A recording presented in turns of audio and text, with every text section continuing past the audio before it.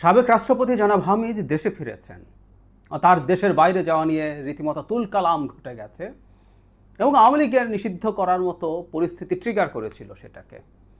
তিনি ফিরে আসলেন, প্রোটোকল ছাড়া ফিরে আসলেন। প্রোটোকলের প্রশ্ন এই জন্য আসছে, আমরা হয়তো অনেকে জানি বাংলাদেশে যে কোনো সাবেক রাষ্ট্রপতি তার মৃত্যুর দিন পর্যন্ত তিনি একজন মন্ত্রীর মতো প্রোটোকল পান, সুযোগ সুবিধা পান। তো সেটা ছাড়াই তিনি ফিরে এসছেন এবং তিনি ফিরে আসার পর অনেক রকম আলোচনা শুরু হয়েছে। কেউ কেউ বলছেন তাকে গ্রেফতার করা হচ্ছে না কেন, কারণ তিনি একটা খুনের মামলার আসামি। আওয়ামী লীগের লোকজন সমানে খুনের মামলায় তাদেরকে অ্যাকিউজ করা হয়েছে।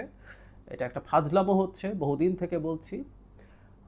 কিন্তু তাকে গ্রেফতার না করার একটা কারণ আছে, আমরা অনেকে হয়তো জানি না। সেটা হলো মামলা থাকলেই গ্রেফতার করা যাবে বা গ্রেফতার করতে হবে, এই জায়গা থেকে সরকার তার অবস্থান পরিবর্তন করেছেন।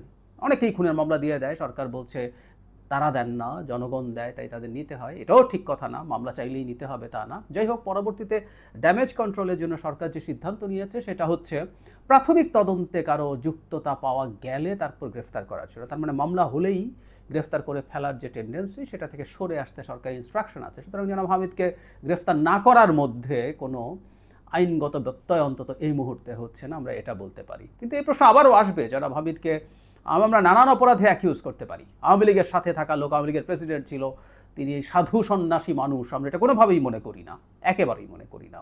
সো ওই সময়ের সাথে যুক্ত করে তার নানান দুর্নীতি, অনিয়ম, অনেক কিছুই পাওয়া সম্ভব বলে আমরা বিশ্বাস করি। সো সেগুলো নিয়ে তদন্ত হওয়া দরকার। কিন্তু এটাও সত্য, শুনেছি, অনেকেই জানেন এটা, যে তিনি ভীষণ অসুস্থ।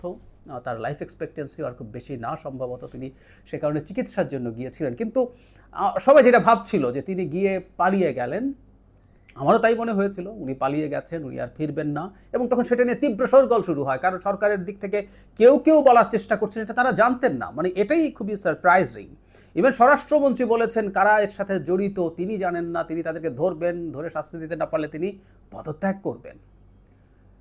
তিনি যাওয়ার পর একটা তদন্ত কমিটি তৈরি হয়েছিল। আমরা অন্তত এখন এই জিনিসটা জানতে চাইতে পারি যে এই তদন্ত কমিটি, উপদেষ্টাদেরকে নিয়ে 3 জন, আমি ভুল না করে থাকলে, তারা কি তদন্ত করে বের করেছেন, কি পেয়েছেন, কেন হয়েছে এটা।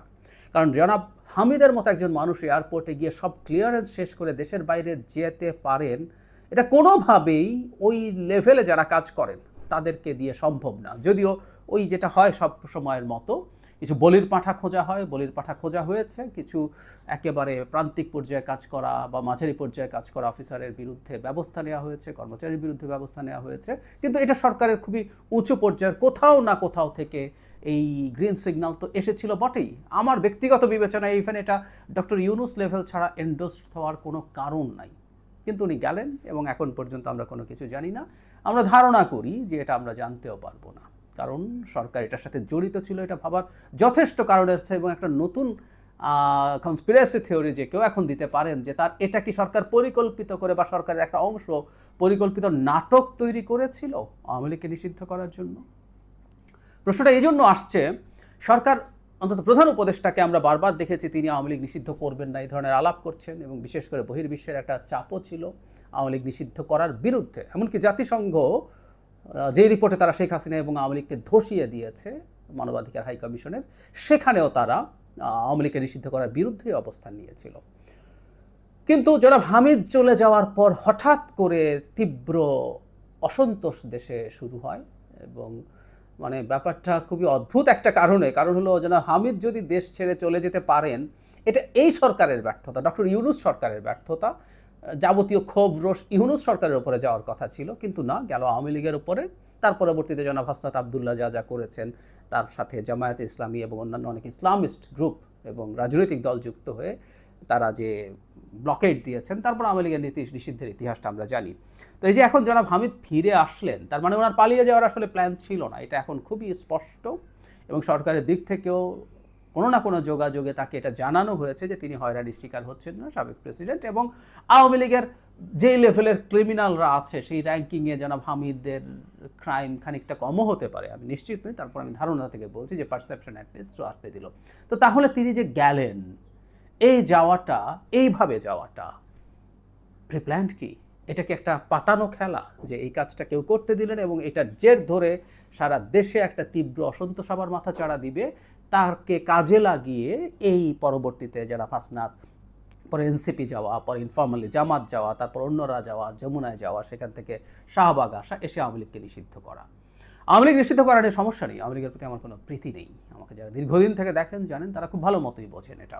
আমি জাস্ট একটা অ্যানালিসিস আপনাদের সামনে আনার চেষ্টা করছি, এবং আমি আগে জানিয়েছি আওয়ামী লীগ নিষিদ্ধ করাটা এনসিপি এবং জামায়াতের স্বার্থে জরুরি ছিল। এনসিপি প্রকাশ্যে বললেও জামায়াত বেশ সুবিধাবাদিতা দেখিয়েছে এখানে, সে প্রকাশ্যে বলেনি, বরং প্রকাশ্যে আওয়ামী লীগকে মাফ টাফ করে দিতে পারে, আওয়ামী লীগকে ফ্যাসিস্ট বললে খারাপ লাগে বলে বলছিলেন জামায়াতের আমির। কিন্তু এখানে তারা আবার খুবই গুরুত্বপূর্ণ নেতারা গেছেন, শিবির গেছে, তাদের জন্য লাভ হচ্ছে এটা। ইভেন সেই প্রেক্ষাপটেই বলেছে তারা জাতীয় পার্টিরও নিষিদ্ধতা চাইছেন, সম্ভবত এটার জন্য তারা একটা পরিস্থিতি তৈরি করবেন। কারণ এ দুটো দল যদি নির্বাচনের মাঠে না থাকে, তখন জামায়াত এবং এনসিপি খুবই গুরুত্বপূর্ণ ফ্যাক্টর হয়ে দাঁড়ায় ভোটের রাজনীতিতে। না, তারা যদি নির্বাচন বয়কট করার মতো কথা বলেন, সেটা যদি করেন, তাহলে বিএনপি নির্বাচনে গেলে আসলে সেই নির্বাচনটার গ্রহণযোগ্যতা নিয়ে প্রশ্ন উঠতে পারে। সুতরাং তাদের হাতে একটা বিরাট বার্গেনিং পাওয়ার এসে হাজির হয়েছে আওয়ামী লীগ না থাকার কারণে। অথচ ডক্টর ইউনূস বলেছিলেন নিষিদ্ধ করবেন না, এবং আওয়ামী লীগ নির্বাচনে অংশগ্রহণ করবে কিনা এটা তাদের সিদ্ধান্ত, তিনি সেভাবেই জানিয়েছিলেন। সুতরাং এই আওয়ামী লীগ নিষিদ্ধ করা কারো কারো অঙ্কে জরুরি ছিল। সে কারণেই জনাব হামিদের এই বিদেশ যাওয়াটা, বিশেষ করে তার ফিরে আসার পর, এটা একটা পাতানো খেলা ছিল কিনা, এই প্রশ্নটা আসতেই পারে।